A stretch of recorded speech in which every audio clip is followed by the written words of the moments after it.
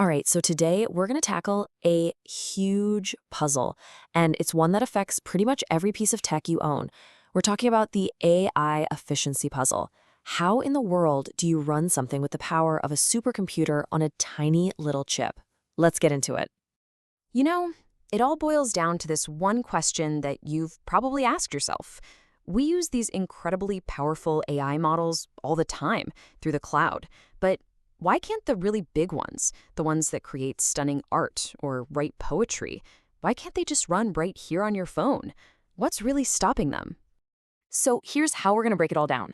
First, we'll really dig into the puzzle itself. Then, we'll meet the special kind of hardware that's built to solve it. After that, we'll get into the two secret weapons, a little something I like to call the data dance, and a technique called smart slicing. And finally, we'll check out some real-world examples and look at what's coming next. Okay, first things first, the AI efficiency puzzle. At its core, this whole thing is a classic mismatch. It's about trying to fit these giant AI ambitions into the tiny, constrained reality of the devices we carry around every day. And here's the heart of the problem. Modern AI, well, it's hungry. It is absolutely ravenous for energy and for memory. But our phones, our watches, our drones, they're all on a tiny, tiny budget. They have very limited battery power and a minuscule amount of memory on the chip. It's like trying to run a marathon on a single tic-tac. It's just a fundamental mismatch. So, how do you even begin to solve that? Well, your standard off-the-shelf CPUs or GPUs, they're just not built for this kind of efficiency. They're generalists. For this job, you need a whole new kind of game board, one that's been custom designed just for playing the game of AI. And that game board is this, an FPGA. That stands for Field Programmable Gate Array. The best way to think about it is like a computer chip made of clay. Instead of being a jack of all trades like a CPU, you can literally rewire an FPGA at the hardware level to be a master of one single task. And for us, that task is running one specific AI model with the most insane efficiency possible. That's the secret sauce. Okay, so we've got our custom game board.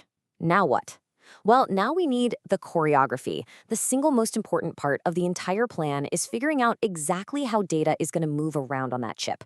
We're going to call it the data dance. The technical term for this is data flow. And you might be thinking, moving data around? How important can that be? Oh, it's everything. See, the secret that most people don't know is that moving data around is what really costs energy, way, way more than actually doing the math. So the whole game is about reusing data as much as you can, right where it is, without having to fetch it from far away. Nailing this choreography is critical. So let's talk about one of the most popular dance moves. It's called wait stationary. Now the weights in an AI model are basically its brain, all the stuff it's learned. In this strategy, you load that brain into a bunch of tiny, super fast memory spots on the chip. And you just leave it there. It stays stationary, and you bring the problem, the input data, to it. And you can see exactly how this works here. That stream of data, right? That's your input, and it's flowing from one little processing unit to the next. Each of those units is holding on to its own little piece of the AI's brain, its weight, and it just holds it there. This is ridiculously efficient because you load that knowledge once and then reuse it again and again and again for all the new data that just keeps streaming by. But of course, there's more than one way to do this dance. The next one is called output stationary, and it completely flips the script. Instead of keeping the AI's brain in one place, you tell one processing unit to focus on calculating one tiny piece of the final answer, and you keep that stationary. And this visual just nails it. That little accumulator is like one dedicated worker just sitting there, building up one tiny piece of the final answer. Everything it needs, both the input data and the AI's brain, gets streamed past it, and it just grabs what it needs when it needs it to slowly build up its result. A completely different style of choreography. And there are other moves too. You've got row stationary, which tries to get the best of both worlds. And then you've got no local reuse, which is kind of the just get it done method.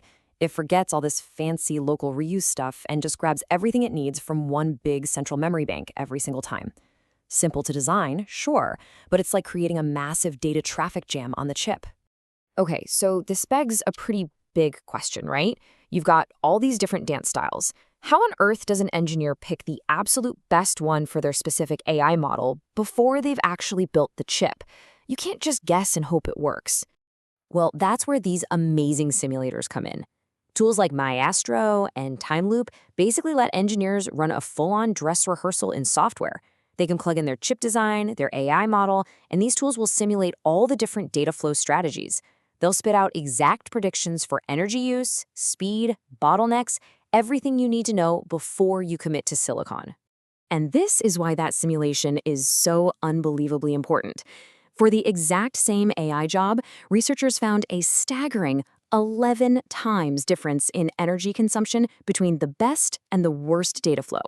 That's not a small optimization. That's the difference between a smartwatch that lasts all day and one that dies before you've finished your morning coffee. Okay, so we've got our custom chip, we've picked our data dance, but there's another problem. What happens when the dance floor itself is just too small for the huge number of dancers? The data these AI models need is often way, way too big to fit on the chip all at once. And that brings us to our second big strategy, smart slicing. And I absolutely love this analogy because it's perfect. Imagine your AI calculation is a giant banquet you have to cook, but your super fast on-chip memory, that's a tiny kitchen. You can't bring all the ingredients in at once. You have to be smart. You have to bring things in and work in small, organized batches. Well, in the world of chip design, that strategy is called tiling. It's exactly what it sounds like.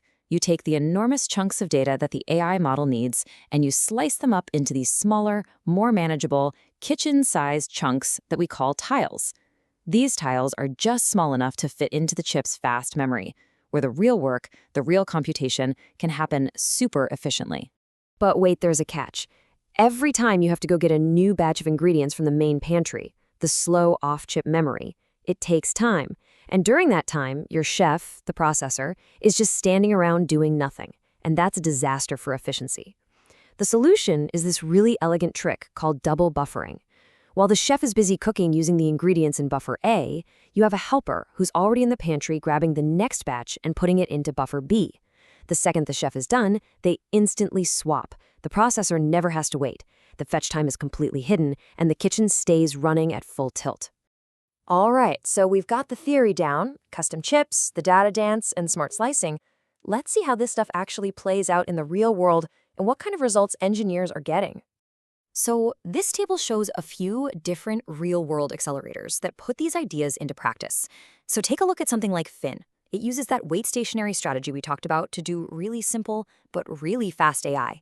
And then on the other end of the spectrum, you have something incredible like Flight LLM, which is powerful enough to run a massive large language model, think something like ChatGPT, but on a tiny low-power chip.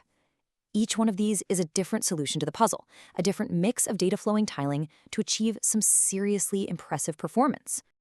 You know, what's crazy is that this field is moving at an absolutely breakneck pace. The principles we've just talked about, data flow and tiling, they're the foundation, but researchers are already building the next generation of solutions right on top of them. And that really leaves us with one final huge question. We are getting better and better at solving this efficiency puzzle every single day. We're moving towards a world where any device, no matter how small, can run its own incredibly powerful, completely private, and hyper-efficient AI. The real question isn't just how we'll get there, but what we'll all decide to create once we do.